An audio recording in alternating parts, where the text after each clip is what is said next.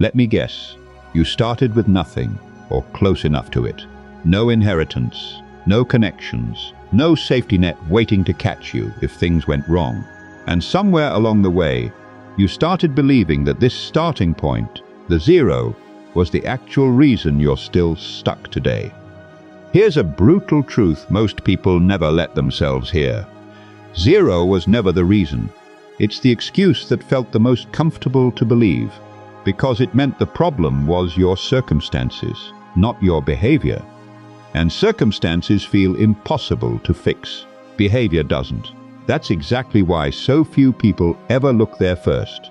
If that sentence just made you a little defensive, good. That defensiveness is worth paying attention to, because it usually means you're standing closer to the truth than you were a minute ago. Stay with me for the next few minutes, because what you're about to hear is the actual psychological gap between the people who left zero behind and the people who are still standing in it, arguing that zero was the whole problem. And if even one of these 10 patterns lands, subscribe now, because the rest of this channel exists to keep closing that exact gap, video after video, until it's closed for good. You were told, if you start with nothing, you have to work twice as hard to catch up. That advice sounds respectful of your struggle. What it actually does is quietly excuse you from the one thing that would have actually mattered. Not working harder, thinking differently. Machiavelli understood something about beginnings that most people never fully absorb. He said a prince who rose from a low and difficult position through his own ability, rather than being handed power by birth or fortune, held that position more firmly than one who was simply given it, because the very difficulty of the climb forged a kind of strength that inherited comfort never could. Zero, in his framework, was never a life sentence. It was raw material. Money works exactly the same way. Here's the uncomfortable truth most people never hear. Two people can start at the exact same zero, in the exact same city, in the exact same year, and end up in two completely different lives within a single decade. And the difference was never the size of the hole they started in. It was what was happening inside their heads while they were standing in it. Picture two people, both starting with nothing, both in the same struggling neighborhood, both working the same kind of exhausting, underpaid job just to survive the month. The first one tells themselves a very reasonable story. I started with nothing. The odds are against me. I just need to survive long enough for something to change. The second one, standing in the exact same spot, asks a completely different question. What do people who escaped this exact starting point actually do differently? 10 years later, the first person is still explaining the zero. The second person has forgotten what it even felt like. I didn't understand this gap from a book. I understood it from noticing uncomfortably that I kept using my own starting point as the explanation for results that had nothing to do with it anymore. There was a period where I genuinely believed my early disadvantage explained everything that came after it, every stalled opportunity, every slow year, every time I watched someone with an easier start pull ahead of me. It wasn't until I looked honestly at people who'd started at the same zero I had and ended up somewhere completely different that I noticed the uncomfortable pattern. Their starting point hadn't changed. Their thinking had, early, deliberately, long before their bank account ever caught up to reflect it. It wasn't until I stopped treating zero as my identity and started treating it as simply the square I happened to be standing on that anything in my own life actually moved. That's when Machiavelli's idea about difficult beginnings, forging real strength, stopped being a line in an old book and became the exact explanation for the gap between the version of me who was stuck and the version who wasn't. And if that idea stings a little right now, good. Because the sting usually means an old excuse just lost its grip on you. History proves this pattern relentlessly. Take Conrad Hilton. He didn't inherit a hotel empire. He grew up in a small trading post, worked ordinary jobs, and lost nearly everything more than once, including during the depths of an economic collapse that wiped out businesses far stronger than the one he was trying to build. Most people in that exact position would have concluded the starting point, and the disaster on top of it made the entire goal impossible. He didn't. He kept buying, leasing, and rebuilding, one property at a time, treating every setback as information about what to do differently next, not as proof that he should stop.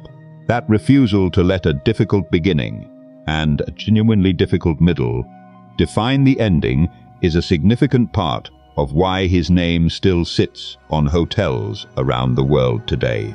He understood something most people never grasp. The starting point tells you where you began. It was never supposed to tell you where you end up, and the moment you let it, it quietly starts doing exactly that. That's the real subject of this video, not another motivational speech about grinding harder. This is the actual psychology, 10 specific mental patterns that separate people who leave zero behind for good from people who stay there, technically employed, technically surviving, but never actually climbing out. There are 10 of them. Let's go through every one. Pattern 1. They treat their starting point as data, not identity. Most people who start at zero eventually let that starting point become part of how they describe themselves. I'm someone who came from nothing, worn less like a fact and more like a permanent explanation for every result that follows. Machiavelli believed that circumstances of birth or beginning were simply the terrain a person had to work with, never a verdict on what they were capable of building from it, and that confusing terrain with destiny was one of the most common ways people quietly limited themselves. Here's what identity thinking looks like. Someone continues to explain current struggles by pointing back to where they started. Even years later, long after that starting point has stopped being the actual constraint on what they could do next. Here's what data thinking looks like instead. Someone treats the starting point as simply the first data point in a longer story, relevant to understanding the path so far, but never used as a permanent explanation for results that current behavior is now actually responsible for. A starting point you're identified with follows you forever. A starting point you simply started from can be left exactly where it happened, in the past, where it belongs. There's a simple test worth applying here. Notice how often the phrase, "because of where I started," shows up in your own internal explanations for a recent setback. If it's showing up regularly, years after the actual scarcity has eased, it's no longer describing your circumstances. It's describing your identity, and identities, unlike circumstances, don't change on their own just because the facts around them eventually do. Now pause for a second. Think about how often you still explain your current results by pointing back to how you started. Put it into a word or two in your mind, because that habit, however understandable, may be the single biggest thing still standing between you and the next decade looking different from the last one. Pattern 2. They treat money as a learnable game, not a mystery reserved for other people. There's a specific belief that quietly keeps people stuck at zero far longer than their actual circumstances require. The belief that money, investing, and building wealth are simply mysterious skills other kinds of people are naturally given, rather than a learnable system anyone can study. Machiavelli approached power the same way he approached everything else, as a system with observable patterns, not as magic reserved for the fortunate. He studied history relentlessly, precisely because he believed the rules of power, like the rules of anything else, could be learned by anyone willing to study them closely enough. Here's what mystery thinking looks like. Someone assumes people who build wealth simply have some natural gift or lucky insight unavailable to them personally, and that assumption quietly excuses them from ever actually studying how those specific people got there. Here's what system thinking looks like instead. Someone treats wealth building as a learnable set of skills and patterns, the same way someone might approach learning a language or a trade, studying specifically what worked for people who started where they did. Money isn't mysterious. It behaves according to patterns, and patterns, unlike magic, can be studied, tested, and eventually mastered by absolutely anyone willing to actually do the studying. The mystery framing survives for a specific reason. It feels less painful than the alternative. Believing wealth is simply luck or gift protects a person from the harder possibility that they've simply never studied it seriously. That protection comes at a real cost. It quietly forecloses the exact studying that would have actually closed the gap. Pattern 3. They tolerate being underestimated while they're still building. Starting from zero often comes with a specific discomfort. Looking for a period of time exactly as broke and unremarkable as your actual circumstances suggest, while quietly building something nobody around you can see yet. Machiavelli believed that being underestimated during a vulnerable early stage was frequently a genuine advantage, because it removed a person from the kind of scrutiny and interference that visible ambition would have otherwise invited before there was anything solid enough yet to defend. Here's what refusing to tolerate this looks like. Someone spends scarce early resources trying to appear further along than they actually are, borrowing the appearance of progress instead of the substance of it, because being underestimated feels unbearable. Here's what tolerating it looks like instead. Someone accepts looking exactly as unremarkable as their current numbers suggest, redirecting every available resource into actual building instead of into appearance, understanding that the discomfort of being underestimated is temporary and the compounding from real building isn't. Looking rich while still poor drains the exact resources that would have actually made you rich. Looking exactly as broke as you currently are, while quietly building, is uncomfortable for a season and extremely profitable for a lifetime. There's a specific fear underneath this instinct worth naming honestly. The fear that people will conclude, from appearances, that the plan isn't working. That conclusion, even if others actually reach it, costs nothing real. Spending scarce capital to prevent a stranger's temporary, incorrect impression is one of the most expensive trades a person at zero can make. Now pause again. Think about one place where you've spent money trying to look further along than you actually are. 1 or 2 words, that's enough. Because that specific spending is very often the clearest sign of exactly where the real work still needs to happen. Pattern 4. They act on incomplete information instead of waiting for certainty that never arrives.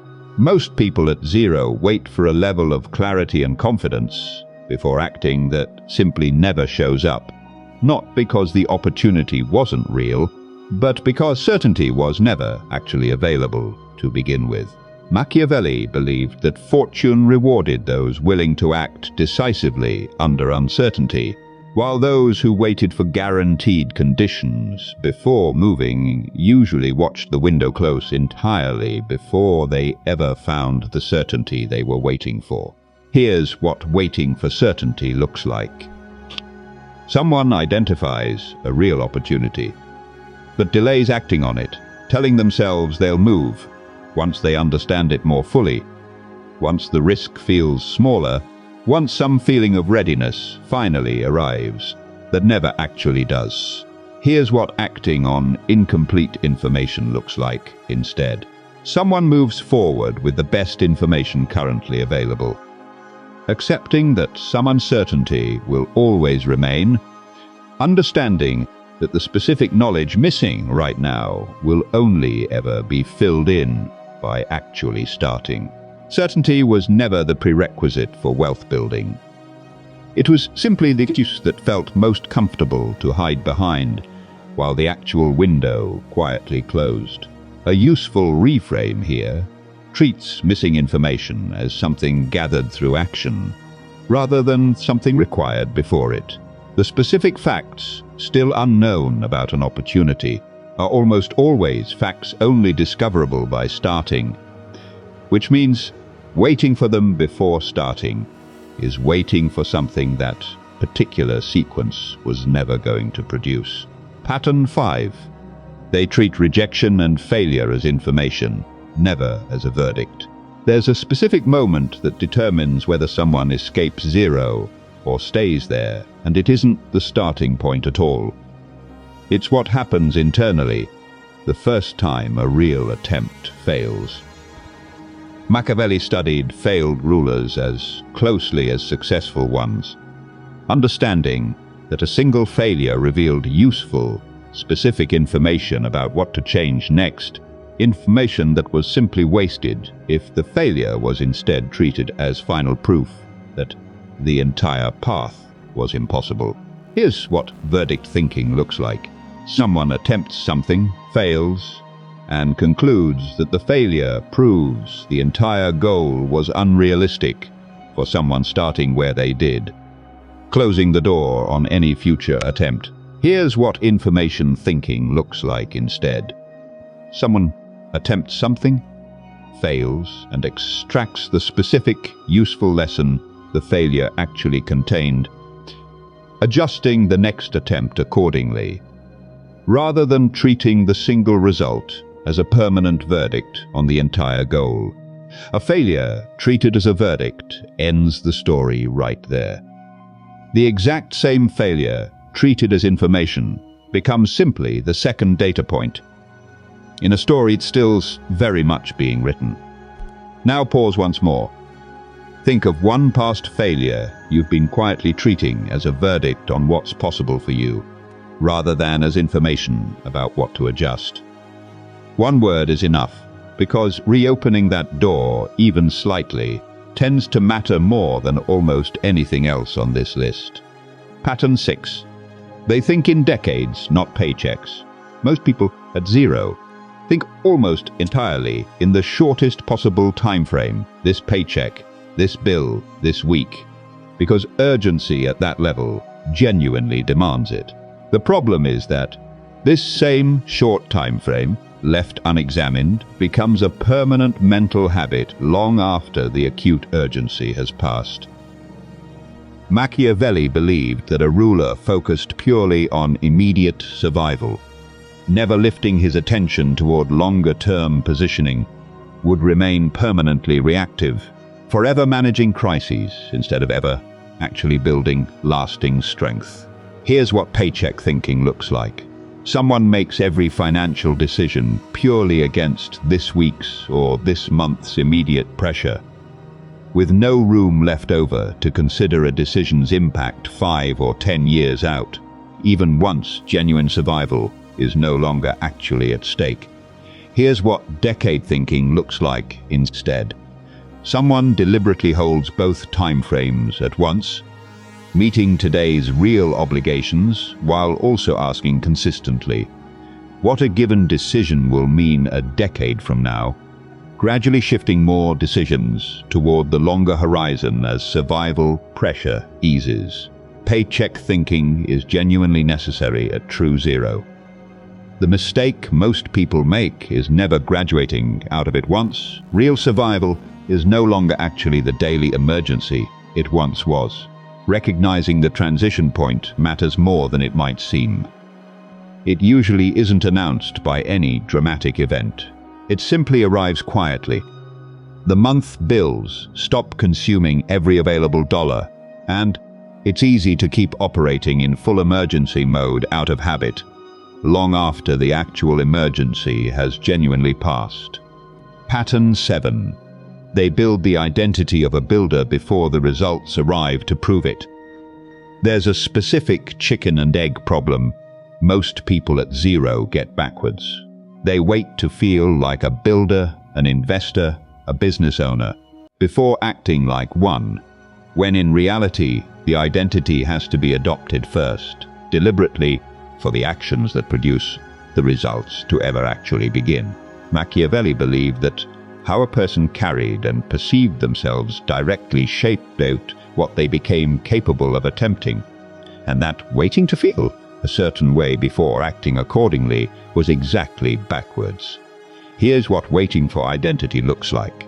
Someone continues thinking of themselves as fundamentally stuck or fundamentally unlucky, waiting for external results to eventually prove otherwise before ever adjusting how they see themselves.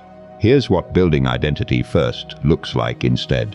Someone deliberately adopts the identity of a builder immediately, acting from that identity in small, consistent ways starting today, understanding that the external results follow the identity shift, not the other way around.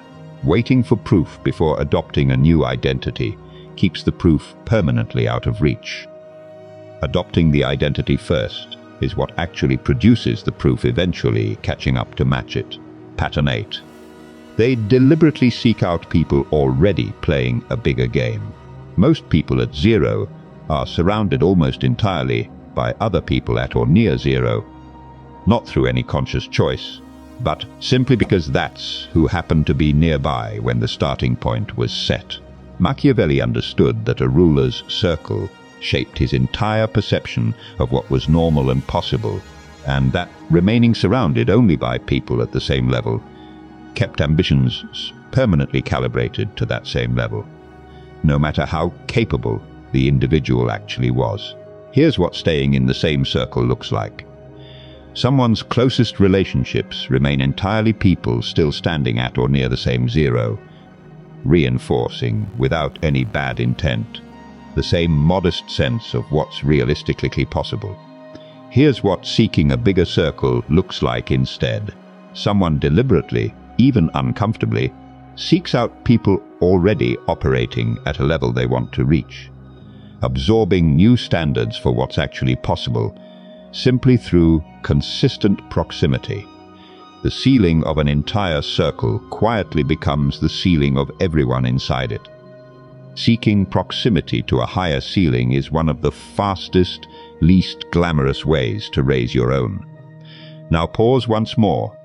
Think of one person currently living closer to where you want to be, even someone you don't yet know personally. 1 or 2 words. That's enough, because proximity to that standard changes what starts to feel normal for you faster than almost anything else on this list. Pattern 9.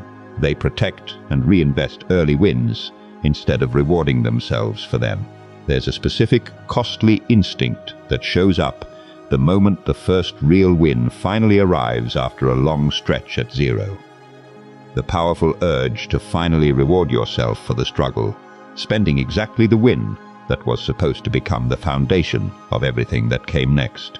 Machiavelli believed that a ruler who consumed his early gains, rather than reinvesting them into further strength, remained permanently fragile, forever starting over instead of ever actually compounding. Here's what consuming the win looks like.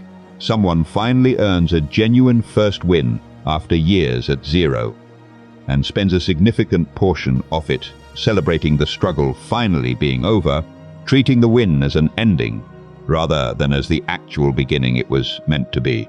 Here's what protecting the win looks like instead. Someone treats the first real win as seed capital, redirecting most of it back into whatever produced it in the first place. Understanding that the real reward isn't the first win spent, but the 10th win it eventually makes possible. The first win spent is gone forever.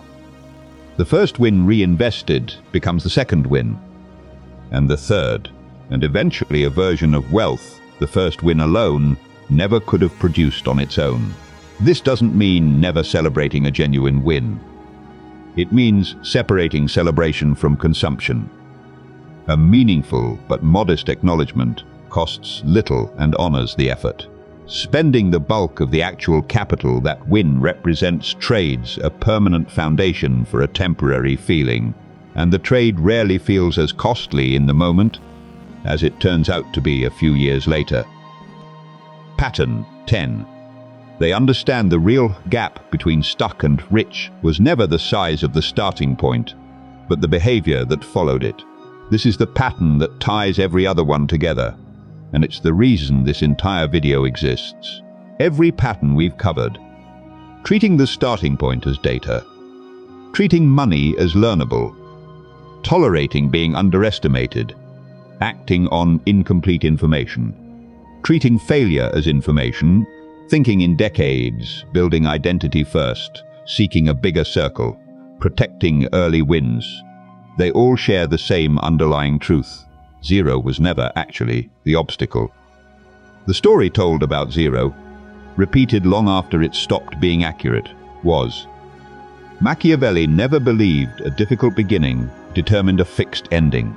He believed the beginning simply revealed what a person was made of, and that what happened next was entirely a matter of behavior, studied and repeated deliberately, not a matter of the size of the hole someone started in. Here's what this looks like in real life. You finish this video. You already know, right now, which of these 10 patterns is most obviously missing from how you currently think. Not vaguely, specifically. You already have one in mind.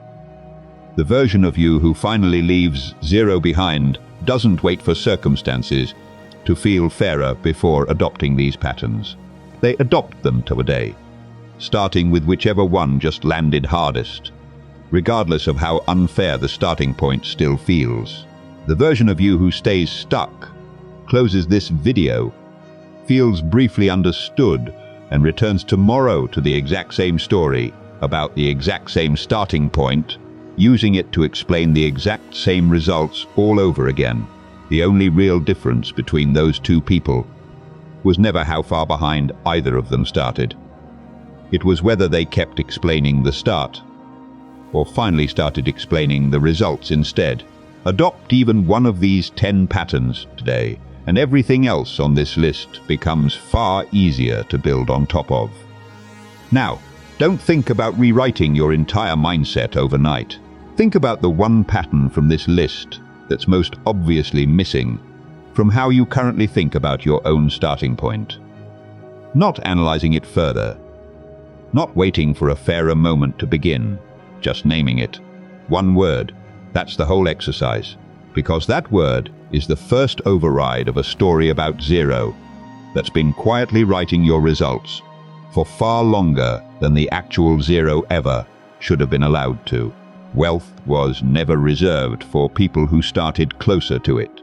It was, and still is, built by people who stopped treating their starting point as their ceiling and started treating it as simply the first square on a much longer board. None of the 10 patterns on this list require pretending the starting point didn't matter, or that it wasn't genuinely harder than someone else's. It was. What it doesn't get to do, once these 10 patterns are actually applied, is keep functioning as the explanation for a decade from now. The starting point wrote the first chapter. Everything after that page has always belonged to whoever picked up the pen next. If this shifted the way you see your own starting point, even slightly, don't stop here, because what you've heard in this video is only the surface. There are deeper layers to identity, behavior, and long-term wealth building that simply can't be covered fully in a single video.